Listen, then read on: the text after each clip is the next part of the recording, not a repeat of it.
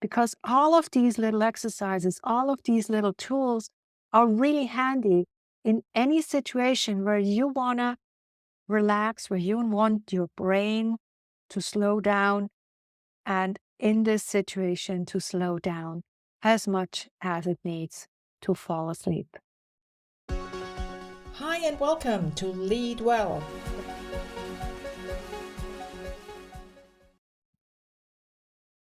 Hello. Now, how was your last night's sleep? I hope it was great. I hope it was 7 to 8 hours. And if not, today I have some short exercises for you to get to sleep quicker and easier, and exercises to help you switch off. So it will be a really condensed list because I have a lot of experience with helping people to relax and slow down and actually relax to a point where they can get to sleep. People and animals, by the way, because that's really what we are teaching in the trust technique. So what I will give you today is an overview, and then you can go back to this podcast episode and pick out probably not more than one to start with, and then you can use this one, the preferred one, for 3 days, and then you pick a next one, do it for another 3 days, and then you can decide what is the 1, 2, or 3 exercises that work best for you. And if you want to get some personal support, of course, I'm here for you so that together we can determine what are the exercises, what are the little things, the little triggers that help you most. Now, let's start with exercises that focus on our body. Now, what I invite you to do, and you can follow along or you can do that in the evening. I will give you the list of all those exercises in the show notes as well so that you can look them up. So what you can do is you put 2 fingertips together and rub them against each other with such a tension that you can feel the wriggles on both fingertips. And you do that for about a minute or 2, fully concentrating on your fingertips.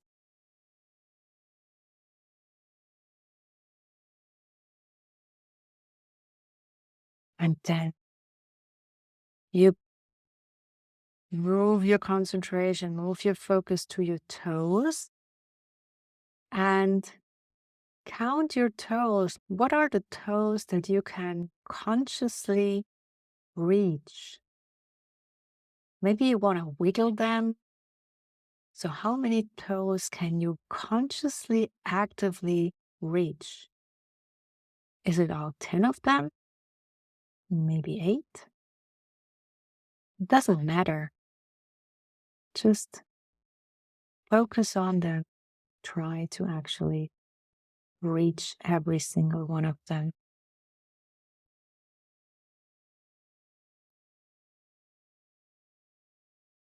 Now, once you've done that, what I want you to do is actively relax your muscles, especially your face and your shoulders.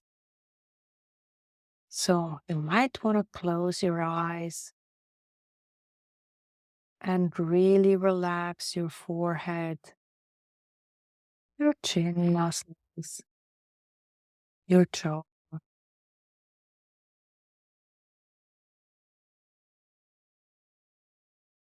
And savor this sense of relaxation.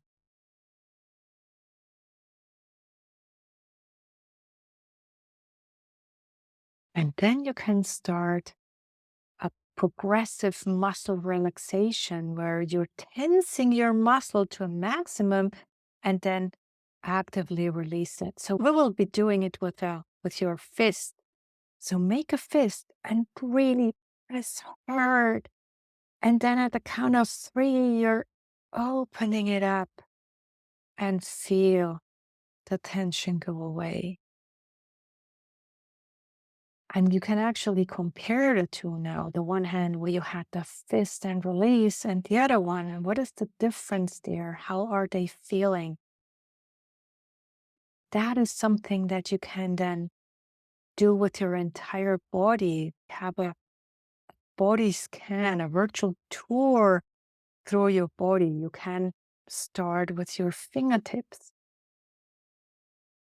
Follow along through your hand, through your forehand, your upper arm, your shoulders, your neck.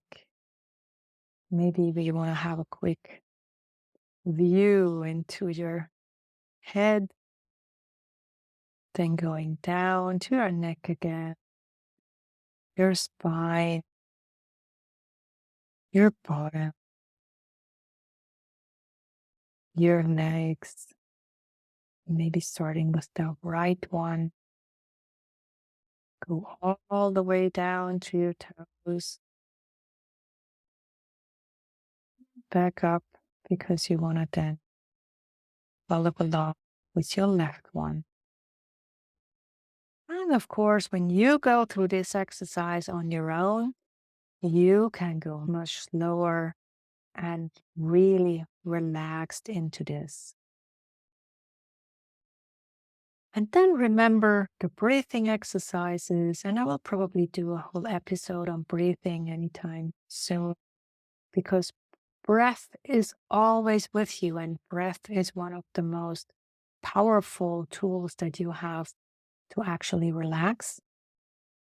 So, the most important thing to remember is that if you want to relax, your breathing out has to be longer than your intake of air.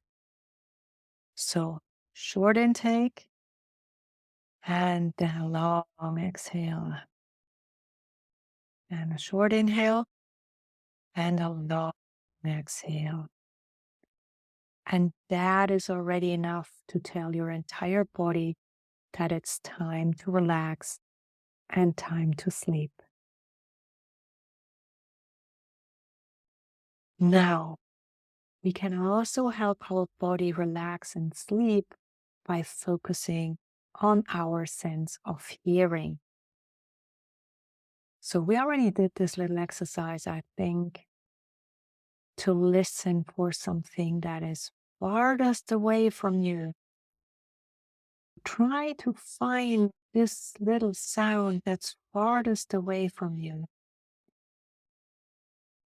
And then go inside and listen to the sound of silence within you. Maybe there is this little white noise that you can hear. And then go far out again to the noise out there. And far back in.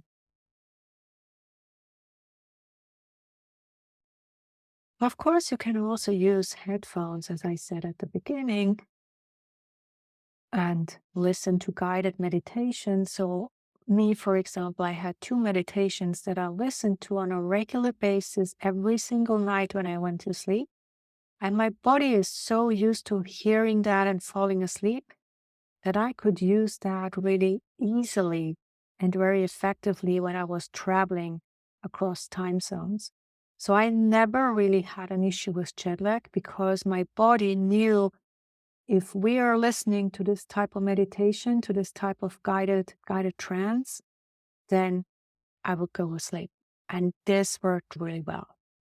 You could also use meditation music or relaxing music, any type of music where the beat is lower than your usual heartbeat when you're lying down. So for me, my heartbeat when I'm lying down was always around 45. So I would use music that is at that or lower beats per minute.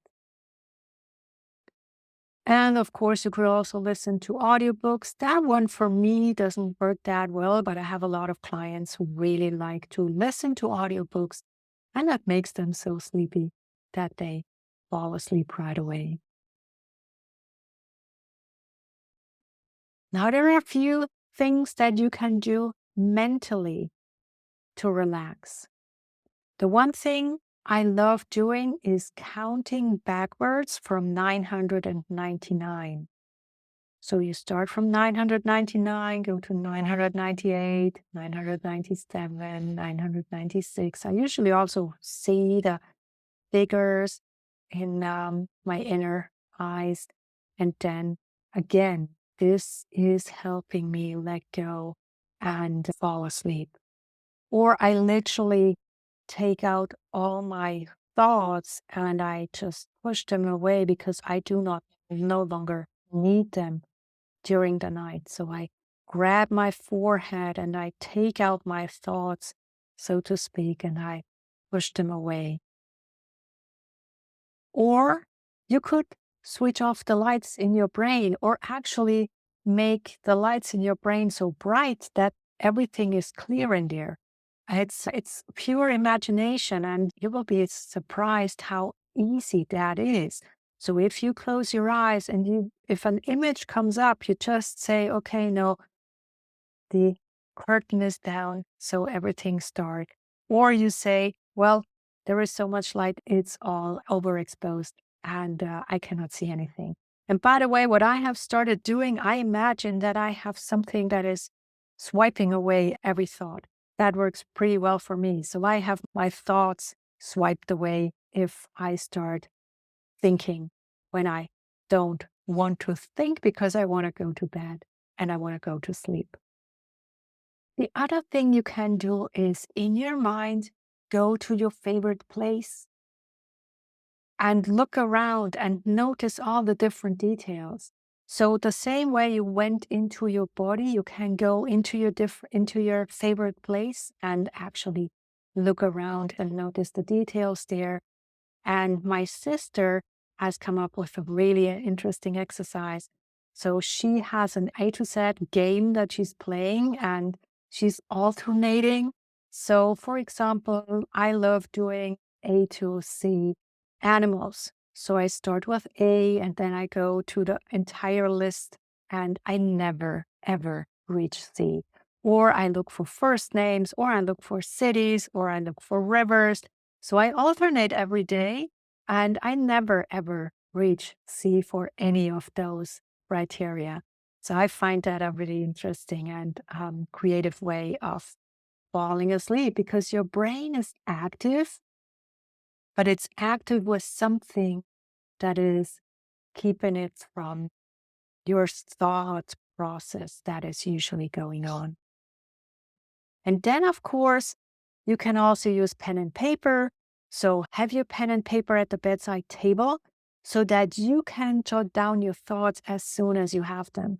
Because your brain, when you write it down, your brain says, okay, she's captured it. I don't have to think about it anymore.